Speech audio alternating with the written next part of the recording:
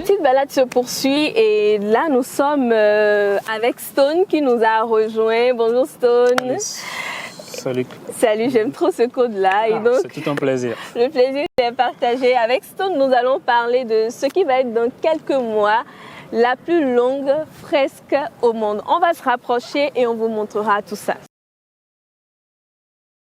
Et là, on le constate, Stone, les travaux sont en cours. Je vois qu'il y a une tête qui reste à finir. Et voilà, combien de personnes ont travaillé ici? Le musée en cours, il y a en tout 26 artistes.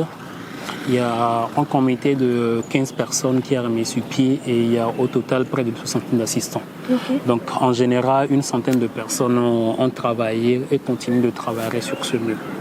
Et quand on parle de ce qui va être la plus longue et la plus grande fresque au monde, c'est quoi les dimensions? C'est une fresque d'une longueur de plus d'1,4 km et d'une hauteur variable de 4,90 m à 7 ou 8 mètres. Ah oui, c'est vraiment grand. Et d'où est venue l'idée de faire ça? Nous sommes des graffeurs, nous sommes des muralistes et nous aimons les challenges. Après avoir réalisé la plus grande fresque en Afrique, on s'est dit, ok, pourquoi ne pas pousser la chose encore un tout petit peu plus loin? Donc il y a ce mur du port qui est un mur très stratégique, un mur bien situé dans la ville de Cotonou. Donc on a essayé de faire les premières démarches auprès de la Fondation Claudine Talon pour demander l'autorisation. Donc tout est parti de là. C'est une rencontre avec la première dame et fortuitement ça donne naissance à ce mur. Il faut dire que la thématique proposée, l'histoire à raconter, l'histoire qui celle des dignes fils et filles du Bénin, qui parle du patrimoine aussi bien culturel, culinaire, matériel, identitaire et immatériel. Tout ça a intéressé, tout ça a scotché et ça rappelle à peu près la vision du pouvoir en place, les idéaux et les différents chantiers qui sont en cours actuellement. Donc tout est parti de là et ça donne naissance à ça. Là, je voudrais bien qu'on se rapproche de cette œuvre parce qu'elle a attiré mon attention puisque tout à l'heure, nous étions au niveau de l'aéroport, tu sais, et on a vu le monument dédié à Bio Guerra. Et donc là, je vois un cheval, je vois un cavalier et voilà, je me dis qu'il y a peut-être un rapport avec tout ça. Est-ce que vous avez été inspiré par ce qui a été fait là-bas ou c'est plutôt le contraire ou c'est juste une façon de dire que ça fait partie de la diversité du peuple béninois en fait? Vous savez, l'art c'est de l'énergie, c'est de la vibration. Nous, on a entrepris cette initiative avant même de savoir que du côté de l'aéroport, c'était la statue de Bio Guerra à réaliser. Donc, vous savez que quand on est dans une certaine démarche artistique, quand on est dans une certaine vision, il savait que les énergies se fédèrent fortuitement.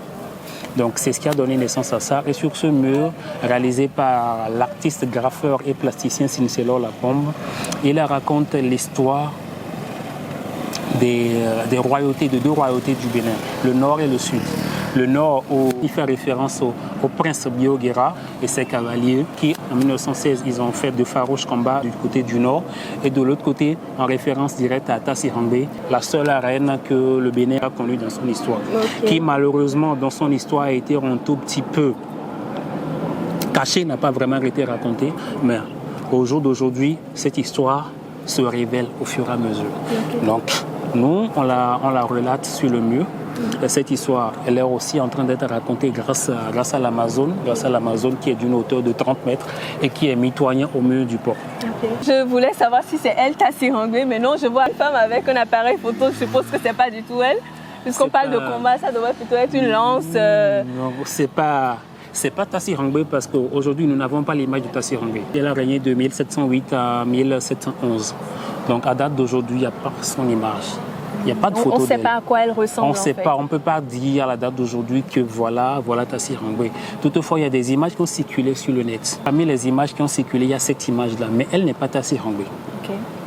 Mais d'aucuns prennent cette image-là comme représentative d'elle, mais ce n'est pas elle. Okay. Sur l'image, on est parti de la femme amazone qui, dans sa main droite, garde la lance avec cette tenue, les tenues d'Amazone, le canevas. Mais de l'autre côté, pour appeler un peu la modernité, elle est en costume et elle gagne en main un appareil photo avec les écouteurs qui vont avec, les écouteurs en rapport avec, on peut dire, le call center, l'aéronautique et tout. Donc c'est la femme moderne aujourd'hui, elle est entre tradition et modernité. C'est ce que l'artiste a voulu transcrire à travers cette œuvre. Il y a des femmes amazones dans la pâtisserie, dans la haute couture, dans le bâtiment, dans l'aéronautique, dans la musique, dans tout ce qui est aujourd'hui des métiers manuels. Et là, c'est très beau. Je vois de belles femmes africaines. Il y en a qui n'ont pas de cheveux, il y en a qui ont de belles tresses africaines. C'est très beau de voir ça. Et les personnes qui ont travaillé pour concevoir cette fresque sont de quelle nationalité? Pour cette 8e édition, nous avons réuni en tout près de 13 nationalités. Donc il y a des artistes, il y a une dizaine d'artistes du Bénin, il y a 2 artistes qui sont venus du Togo, il y a un artiste du Ghana, il y a un artiste de la Guinée, il y a 3 artistes qui sont venus du Sénégal, il y a un artiste de l'Algérie, il y a une artiste qui est venue du Kenya, il y a 2 artistes qui sont venus de la France, après il y a la Belgique, il y a le Brésil, il y a les Martiniques. Ok, donc les gens sont venus en fait d'un peu partout. Un peu partout. Le monsieur Sonko. Joli Stone, oui. C'est fait en ton nom ou c'est... Non, j'ai travaillé sur ce mur-là. D'accord. Ce mur-là, donc là, on est parti sur la thématique des Amazones, oui. Des femmes guerrières et après aussi rappeler, j'ai écrit là, la résilience comme vertu. C'est tout un concept que je suis en train de vouloir développer, puisque le peuple béninois, ne sommes pas nature résilients sans s'en rendre compte. Avant que l'histoire de la Covid et autres et tout ne vienne, où la résilience est devenue un mot d'ordre. Le mot le plus en vogue.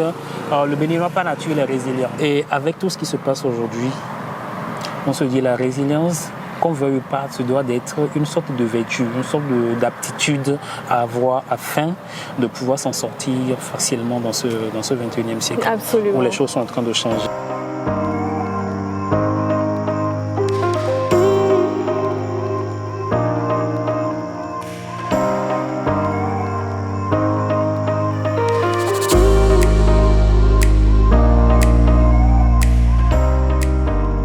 Cette fresque a été réalisée par Chimère, un artiste graffeur qui réside en Guinée actuellement.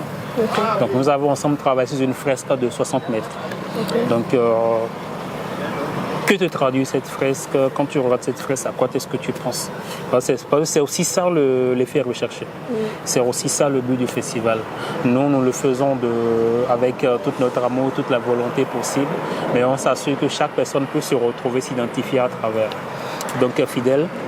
Qu'est-ce que je vois? Déjà, c'est une femme. Ça se voit que c'est une femme forte, une femme combattante. Déjà, ça se voit à travers ses mains. On peut voir que ce sont des mains fortes. Et l'expression du visage qui montre quand même une personne prête à faire face à un défi. Et déjà, quand on voit la position, on se dit, bah oui, on y va et pour de bon, on est prêt à foncer, quoi qu'il arrive. Donc, le genre de personne qui ne s'inclinerait pas, qui ne laisserait pas passer les opposants ou même une situation quelconque de la vie, mais qui irait droit à l'affronter et qui s'en sortirait. Okay. C'est ce que cela m'inspire. En effet, on va remarquer qu'il y a 2 personnes, un homme, une femme, un homme et une femme accoutrés en tenue traditionnelle. L'identité béninoise, l'identité africaine, elle se voit assumée à travers ces fresques-là. Et comme tu l'as si bien dit, la dame elle est brave, elle est battante, elle est une guerrière, elle est une warrior. Ce que nos femmes, nos mères sont habituellement. Ce que la jeunesse d'aujourd'hui est, ce que la jeunesse d'aujourd'hui se doit être dans un écosystème ou dans un environnement qui est en plein changement au quotidien.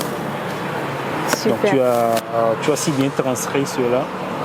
Donc le legs de la description des œuvres sur le mur, je pense que je peux te le passer déjà. Je passe en classe supérieure, c'est la moyenne là. Ah ouais, avec brio et cette belle initiative que tu as mis sur pied, je suis très content pour tout ça. Merci d'avoir pensé à nous. À tout moment, on sera là pour apporter notre petit plus. Donc, si jamais, n'hésite pas. Merci à vous d'avoir fait un travail si magnifique et aussi d'avoir accepté de nous voir, de nous rencontrer pour nous en parler. Merci beaucoup. Il manque ça et puis ça.